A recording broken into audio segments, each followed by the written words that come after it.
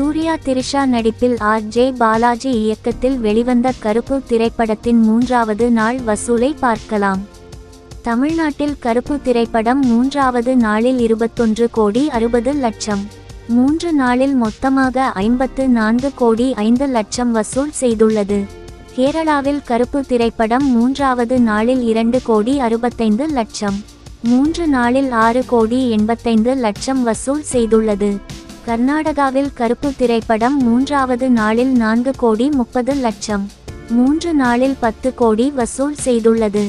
ஆந்திரா தெலுங்கானாவில் கருப்பு திரைப்படம் 3வது நாளில் 5 கோடி 55 லட்சம், 3 நாளில் 14 கோடி வசூல் செய்துள்ளது. நார்த் இந்தியாவில் கருப்பு திரைப்படம் 3வது நாளில் 70 லட்சம், 3 நாளில் 1 கோடி 60 லட்சம் வசூல் செய்துள்ளது.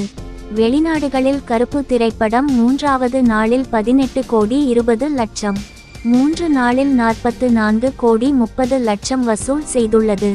உலகம் முழுவதும் கருப்பு திரைப்படம் 3வது நாளில் 53 கோடி, 3 நாளில் 130 கோடி 80 லட்சம் வசூல் செய்துள்ளது.